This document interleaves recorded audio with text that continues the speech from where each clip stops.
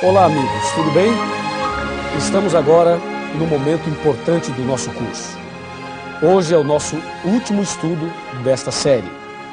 Mas esse tema não termina aqui, esse curso não para por aqui. Você pode fazer muito mais, se aprofundar muito mais e conhecer muito mais a palavra de Deus. O tema de hoje é o fim do grande conflito. E dentro desse tema estudaremos a volta de Jesus. Apocalipse capítulo 21, versículos 1, 2, 3 e 4 diz: Vi novo céu e nova terra, pois o primeiro céu e a primeira terra passaram, e o mar já não existe. Vi também a cidade santa, a nova Jerusalém, que descia do céu da parte de Deus, ataviada como noiva adornada para o seu esposo. Então ouvi grande voz vinda do trono dizendo: Eis o tabernáculo de Deus com os homens. Deus habitará com eles. Eles serão povos de Deus, e Deus mesmo estará com eles. E lhes enxugará dos olhos toda lágrima, e a morte já não existirá. Já não haverá luto, nem pranto, nem dor, porque as primeiras coisas passaram. E aquele que estava sentado no trono disse: Eis que faço novas todas as coisas. E acrescentou: Escreve, porque estas palavras são fiéis e verdadeiras. Querido amigo, querida amiga, meu irmão e minha irmã, em breve Jesus vai voltar. Apocalipse 1, verso 7 diz: Eis que vem com as nuvens e todo olho verá. Lá em São Mateus capítulo 24, os discípulos conversando com Jesus interrogaram da seguinte maneira. Mateus 24, verso 3. No Monte das Oliveiras achava-se Jesus assentado. Quando se aproximaram dele os seus discípulos, em particular, e lhe pediram: Quando sucederão essas coisas? E que sinal haverá da tua vinda e da consumação do século? A pergunta aqui envolve duas questões. A primeira é quando? E a segunda, que sinais haverão ou haverá? É o que nós vamos ver agora. Alguns desses sinais, e também vamos saber a resposta da pergunta quando. Essa pergunta quando envolve tempo, e os sinais envolvem os acontecimentos. Então, por favor, me acompanhe nesse raciocínio. A palavra de Deus apresenta então a pergunta, o questionamento dos discípulos. Quando sucederão essas coisas? A primeira pergunta é quando, e a resposta está no verso 36 de Mateus 24. Jesus respondeu claramente: Mas a respeito daquele dia e daquela hora, ninguém sabe, nem os anjos do céu, nem o Filho, mas somente o Pai. Ou seja, o dia da volta de Jesus não foi revelado ao homem. O ser humano não sabe, somente Deus sabe. E Deus não nos revelou o dia sabiamente, porque se Ele revelasse o dia da volta de Jesus, as pessoas deixariam para se preparar na última hora. E aí o preparo não seria por amor, e sim por medo ou por desespero. Aliás, existem 3 grandes acontecimentos na vida do homem que nós não sabemos o dia, nem a hora, nem o mês e nem o ano. Primeiro, o dia da morte. Ninguém sabe o dia que vai morrer. Segundo, o dia do fechamento da porta da graça. Também ninguém sabe. E terceiro, o dia da volta de Jesus. É ou não é? Agora, com respeito aos sinais, Jesus deixou vários sinais. Aqui em São Mateus, também em outras partes da Bíblia. Por exemplo, Jesus falou que a ciência se multiplicaria. Está lá em Daniel capítulo 12. Hoje, você pode ver o conhecimento crescendo cada vez mais e a tecnologia também.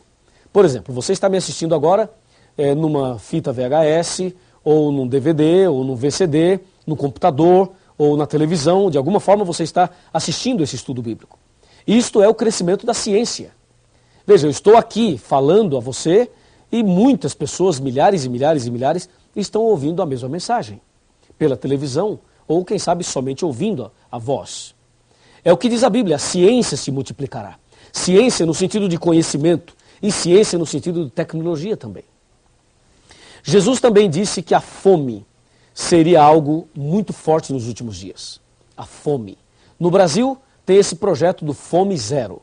Eu quero dizer que o projeto tem o seu lugar e todos nós devemos combater a fome. Porém, a profecia diz que as pessoas estariam passando fome e morrendo de fome. A fome é também um sinal da volta de Jesus. A miséria, a desnutrição, essa situação terrível. Sabe, hoje, mais de 800 milhões de seres humanos passam fome no mundo. Muito mais que isso. Essa informação que estou dando é uma informação que já tem que ser atualizada. Mais de 800 milhões de seres humanos passam fome no mundo. Jesus também disse sobre os terremotos. Terremotos em vários lugares. Está aqui em Mateus 24. Mateus 24, veja. Terremotos em vários lugares. Está escrito aqui, ó. Versículo 4, versículo 5, versículo 6, versículo 7 e versículo 8. Falando de terremotos. O maior terremoto da história aconteceu em Lisboa. Em cumprimento da profecia de Mateus capítulo 24, versículo 29, aconteceu o mais terrível terremoto que já se registrou. Foi no dia 1º de novembro de 1755. Esse terremoto estendeu-se pela maior parte da Europa, da África e da América. Foi sentido até na Groenlândia, nas Índias Ocidentais, na Ilha da Madeira, na Noruega, Suécia e Grã-Bretanha e também na Irlanda. Esse terremoto abrangeu uma extensão de mais de 10 milhões de quilômetros quadrados. Esse foi o maior terremoto que se tem notícia. A cada ano, temos cerca de 6 mil grandes terremotos a mais no mundo. Nos últimos 90 anos, tivemos 1,5 milhão de terremotos. Terremotos grandes e terremotos pequenos. O terremoto do Japão, do México, dos Estados Unidos, são terremotos que se destacam. O que dizer da violência? Jesus também falou que a violência seria um sinal do fim, seria um dos sinais da volta de Jesus. A violência em todas as suas áreas. As drogas, que são fatores de violência. O que dizer das doenças, das pestes? Os hospitais estão lotados, as clínicas também. Talvez você que está me assistindo agora tenha na família alguma pessoa doente. Talvez você mesmo esteja passando por uma situação dessa. Pestes. Podemos citar aqui o câncer, o vírus HIV, a malária, cóleras, Lyme, o vírus Marbus, o vírus Anta, o vírus Ebola, doenças estranhas, muitas doenças. A cada dia, vários tipos de cânceres aparecem por aí. E milhares e milhões de pessoas estão morrendo a cada dia. Um dos sinais mais fortes da volta de Jesus é a mornidão. A mornidão, isso tem a ver com as religiões. As pessoas que são religiosas, porém são mornas. Sabe, são membros de igreja, mas estão mais mortas do que vivas. Essa mornidão, as pessoas pegam a Bíblia, mas não tem vibração no coração, não tem alegria na vida, não vibra com a palavra de Deus. Há muita gente que tem nome de cristão, mas já morreu faz tempo. E se você que está me assistindo está espiritualmente morto, acorda, meu amigo. Jesus pode te ressuscitar hoje. E acorda logo, porque Jesus está voltando. E você precisa estar preparado para esse grande dia. Concorda comigo? A mornidão está em Apocalipse 3. Nem és quente nem frio, és morno. Esse é um sinal da volta de Cristo. E mais, em São Mateus capítulo 24, versículo 24, lemos: porque hão de surgir falsos cristos e falsos profetas. E no verso 7 diz: porque muitos virão em meu nome, dizendo, eu sou o Cristo, e enganarão a muitos. Sabe, de vez em quando aparece um aí, nos Estados Unidos, no Brasil, pessoas aí com a barba longa, cabelos longos, dizendo, eu sou Cristo, não sei o quê. Veja quanta conversa. E esses homens nem sequer conhecem a Bíblia. Estão falando aí por aí que é Cristo, que é isso, que é aquilo. E há outros por aí que são falsos profetas, que usam a Bíblia para enganar as pessoas, para pegar dinheiro das pessoas, para explorar as pessoas. Está assim, ó, de falsos profetas. Tome cuidado com essas pessoas. Siga o que diz a Bíblia e não siga o homem. Porque disse Jesus, maldito o homem que confia no homem. Jeremias 17, versículo 5. São sinais dos tempos. Surgirão falsos profetas, falsos cristos, fazendo prodígios, milagres, para enganar as pessoas. Um outro sinal da volta de Cristo foi o escurecimento do sol e da lua, que se deu no dia 19 de maio de 1780. O sol escureceu em pleno dia e a lua apareceu em forma vermelha como sangue. Um outro sinal é a queda das estrelas, conforme diz Mateus capítulo 24, versículo 29. Isto aconteceu no dia 13 de novembro de 1833. Isso ocorreu nos Estados Unidos, na América e também na Europa e em vários lugares do mundo. As estrelas começaram a cair por volta de 11h30 da noite, estrelas cadentes, meteoritos, em grande quantidade, como se fosse o fim do mundo. Mas não era. Era mais um sinal da volta de Jesus. Guerras. Guerras e rumores de guerras. Na Primeira Guerra Mundial, 20 milhões de pessoas morreram. Na Segunda Grande Guerra Mundial, 50 milhões de pessoas morreram. Além do conflito da Coreia, da Guerra do Vietnã, guerra entre Irã e Iraque, guerra de Indochina, da Argélia, da Bósnia, guerra das Malvinas, guerra do Afeganistão, guerra agora entre Estados Unidos e Iraque. Esse problema do terrorismo, guerras e rumores de guerras. O século XX foi o mais sangrento de todos. E o século XXI, nós já começamos presenciando uma guerra transmitida ao vivo pela televisão em rede mundial. Não é o fim do mundo? Com certeza é. E assim, presenciamos o famoso 11 de setembro, não é verdade? Quando aqueles aviões sequestrados atingiram as torres gêmeas das ilhas de Manhattan, nos Estados Unidos, matando milhares de pessoas. Aquilo ficou marcado na memória de todo ser humano. Mas não somente aquilo, a retaliação, o retorno americano a esses países supostamente envolvidos na guerra. E assim, pessoas simples, pessoas comuns, crianças, mulheres são atingidas nestas terríveis guerras. Com certeza, podemos presenciar os sinais da volta de Jesus. Jesus está voltando, amigo. Em breve, Cristo aparecerá nas nuvens dos céus. E a Bíblia nos adverte. A Bíblia diz que surgirão falsos cristos, ou seja, o diabo vai tentar imitar a volta de Cristo. Em São Mateus capítulo 24, versículo 27, está escrito: se alguém vos disser, eis que ele está aqui, ali ou acolá, não acrediteis. O diabo vai tentar imitar a volta de Cristo, mas Cristo virá nas nuvens dos céus e todo olho verá. Ele virá de uma forma visível.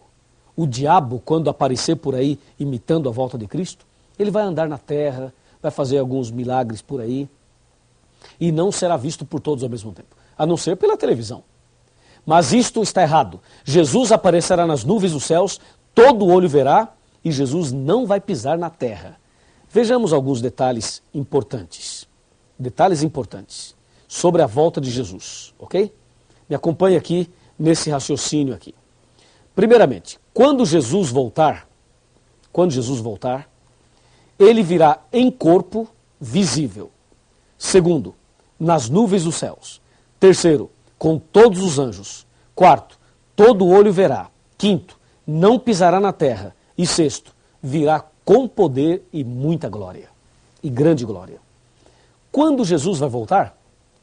Guilherme Miller disse que Jesus voltaria em 1844. Jesus não veio. Depois, a Sociedade Torre de Vigia disse que Jesus viria em 1914. Jesus também não veio. Teve a Primeira Guerra Mundial. Depois, o padre Cícero do Juazeiro e Nostradamus falaram que 1000 chegará e que de 2000 não passará. Erraram feio, porque já passou 1000 e já passamos do ano 2000. Estamos em 2004. E Jesus não veio.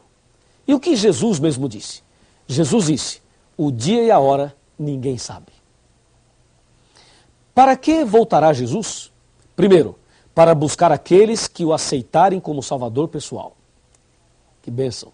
Segundo, para dar fim ao sofrimento. Terceiro, para prender Satanás. E quarto, para estabelecer o seu reino eterno. O que acontecerá quando Jesus voltar? Haverá a morte dos ímpios, haverá o arrebatamento e a transformação dos justos, haverá a ressurreição dos que morreram em Cristo, tudo que há na terra será destruído e a terra ficará vazia e escura por 1000 anos. É preciso entender não somente isto, mas é preciso entender mais. Me acompanhe agora para a parte final deste importante estudo. Vamos comigo. Você agora sabe como será a volta de Jesus. E você também sabe o cuidado que deve ter com os falsos cristos e os falsos profetas. Então, quais são os passos que você deve dar para estar preparado para a volta de Jesus? São 5 passos. Me acompanhe. O primeiro passo que você deve dar, primeira decisão, é estudar a Bíblia Sagrada. E isso você está fazendo. Segundo passo, aceitar Jesus como Salvador pessoal. E isto você também já aceitou.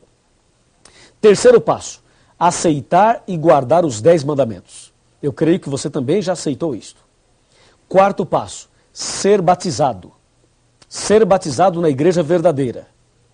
E último passo, permanecer firme na fé, aconteça o que acontecer, até o fim. Repetindo, estudar a Bíblia, aceitar Jesus, guardar os 10 mandamentos, ser batizado e permanecer firme na fé. Você gostaria de dar esses passos todos? Com certeza sim. Aí, Jesus vai voltar nas nuvens dos céus. Quando ele voltar, vai nos levar para o céu. O povo de Deus vai para o céu.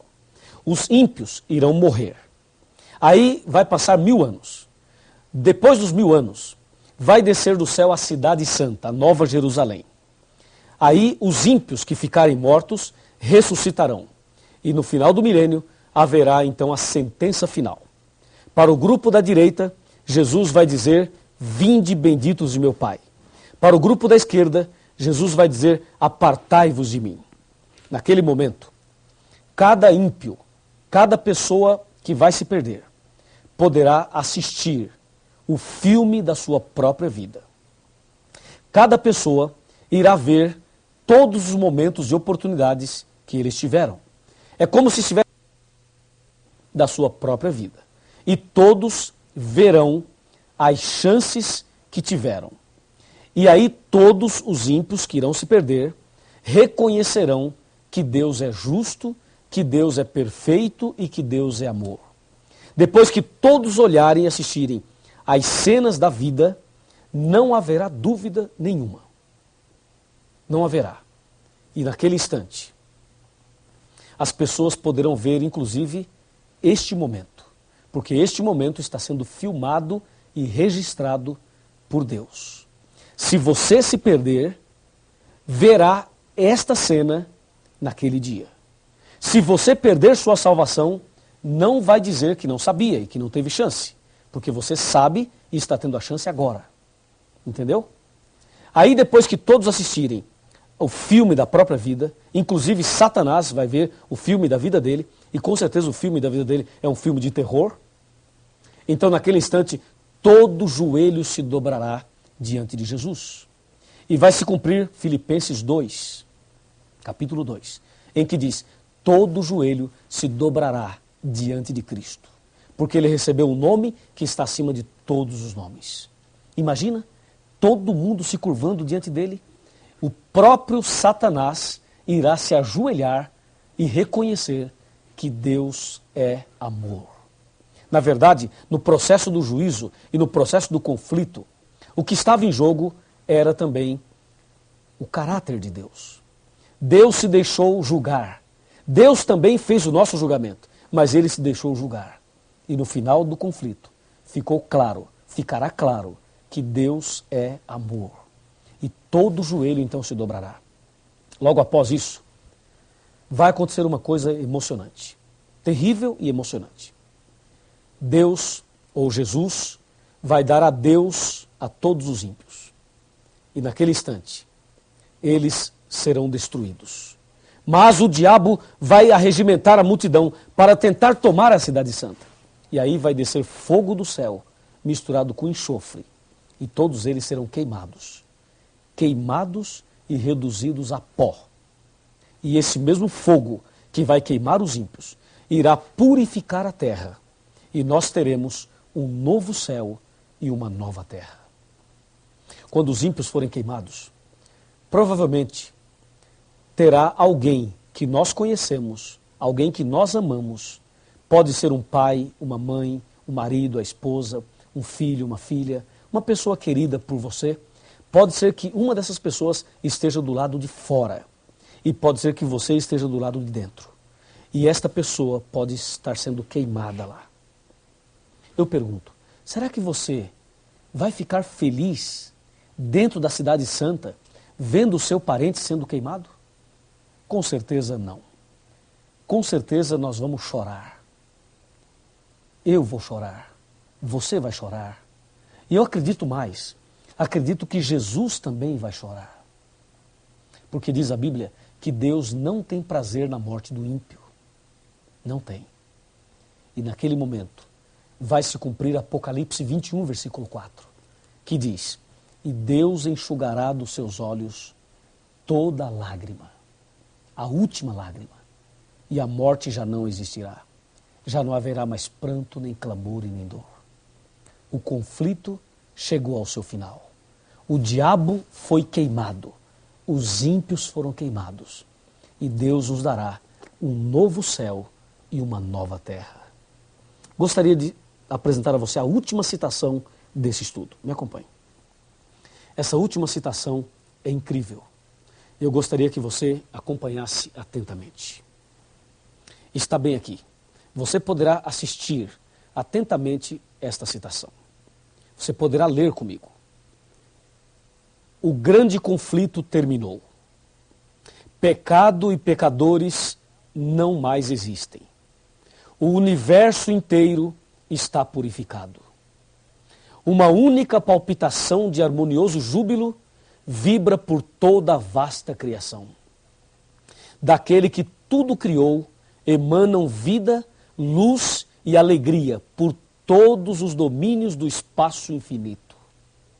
Desde o minúsculo átomo até o maior dos mundos, todas as coisas, animadas e inanimadas, em sua serena beleza e perfeito gozo, declaram que Deus é amor. Está no livro Grande Conflito, de Ellen White. No livro Grande Conflito. E eu vou até dizer para você a página que eu estou lendo aqui. Página 678. Eu estou arrepiado só de ler que o grande conflito terminou. Para que naquele dia você não tenha que se curvar diante de Deus, diante de uma pressão, porque você não tem outra saída. Para que você não seja ímpio naquele dia e tenha que se curvar diante de Deus forçosamente pelo reconhecimento de que Deus é amor. Que tal nos ajoelharmos agora por livre, espontânea vontade, por amor, e reconhecer que Deus é tudo isso? Vamos ajoelhar e vamos orar. Ajoelhe comigo. Vamos falar com Deus. Querido Pai Celestial, obrigado pelo estudo da Tua Palavra. O grande conflito terminou e nós receberemos do Senhor a vida eterna. Obrigado por esta promessa. Obrigado por esta certeza. Eu entrego essa pessoa nas Tuas mãos e peço ao Senhor que cuide dessa pessoa, da sua família, dos seus queridos, para que naquele dia ninguém que está aqui hoje se perca, mas que todos alcancem a vida eterna. Nas Tuas mãos eu entrego a minha vida, entrego também a vida dessa pessoa que está orando comigo. Louvado seja o Teu nome. Em nome do Senhor Jesus. Amém.